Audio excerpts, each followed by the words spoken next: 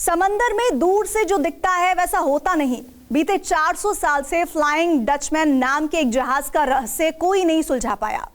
इसे ghost ship कहा जाता है, जिस पर कई फिल्में बन चुकी हैं, कॉमिक्स और उपन्यास लिखे जा चुके हैं। अमेरिकी नौसेना ने भी कई बार फ्लाइंग डचमैन को देखने का दावा किया, लेकिन नजदीक जाने पर वहां कोई जहाज नहीं दिखा।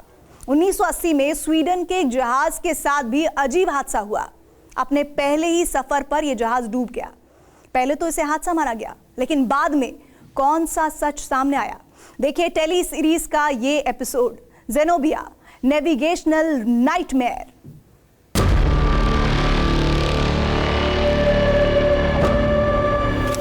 दो जून 1980, लर्नाका, साइप्रस। स्वीडन का जहाज ज़ेनोबिया अपने पहले सफर पर सीरिया के तारतोश बंदरगाह के लिए रवाना हो चुका था। भूमध्य सागर में साइप्रस के नजदीक पहुंचते पहुंचते ज़ेनोबिया की स्टीयरिंग अचानक जाम हो गई। जहाज के कप्तान ने लर्नाका बंदरगाह से संपर्क साधा तो मदद के लिए एक दूसरे जहाज को भेजा गया। ज़ेनोबिया को खींचकर लर्नाका बंदरगाह तक ले जाया गया। जांच में पता चला कि जहाज में पानी बाहर फेंकने के लिए जो कंप्यूटराइज्ड पंपिंग सिस्टम है, उसके सॉफ्टवेयर में कोई दिक्कत आ गई है। 7 जून 1980, लर्नाका की खाड़ी, भूमध्य सागर। समय आधी रात के बाद 2:30। बंदरगाह पर ज़ेनोबिया के पंपिंग सिस्टम की जो खामी ठीक की गई थी, वो दोबारा पैदा हो गई। इस बार जहाज के कप्तान और टेक्नीशियंस को कोई मौका नहीं मिला।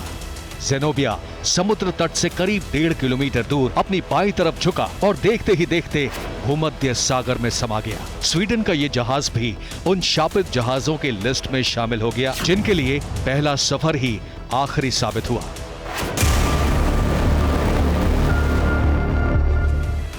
इस हादसे में किसी की जान नहीं गई। जिस जगह ज़ेनोबिया डूबा, वहां समंदर की गहराई मुश्किल से 42 मीटर थी। जहाज पर 104 ट्रैक्टर लदे थे, जिनकी डिलीवरी ग्रीस और सीरिया में होनी थी। वो ट्रैक्टर कहां गए, किसी को कभी पता नहीं चला।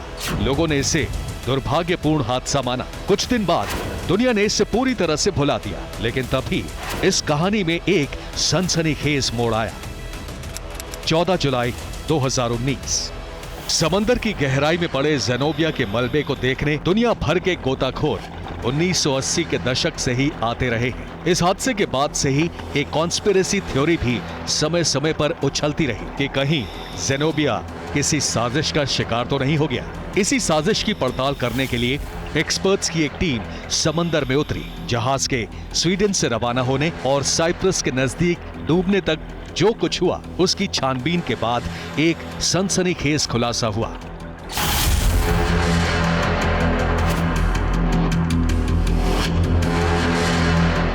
ज़ेनोबिया की जांच करने वाले एक्सपर्ट्स की टीम ने दावा किया कि इस जहाज को डुबोने के पीछे इजराइल की खुफिया एजेंसी मोसाद का हाथ हो सकता है। इस दावे की वजह यह थी कि ज़ेनोबिया पर ट्रैक्टर के अलावा कुछ सामान युगोस्लाविया से भी लोड किए गए थे। युगोस्लाविया में उस दौरान फिलिस्तीन के चरमपंथी संगठन पीएलओ का ट्रेनिंग सेंटर चल रहा था, जहां पीएलओ के सदस्य हथियार चलाने और गुरिल्ला वॉर की ट्रेनिंग ले रहे थे। माना गया कि मोसाद को शक था कि ज़ेनोबिया पर फिलिस्तीनी चरमपंथियों के लिए हथियार लदे हैं, जिन्हें सीरिया के रास्ते भी फिलिस्तीन भेजा जा सकता है। इसी वजह से मोसाद ने ज़ेनोबिया को उसकी मंजिल तक पहुंचने से पहले ही डुबो दिया।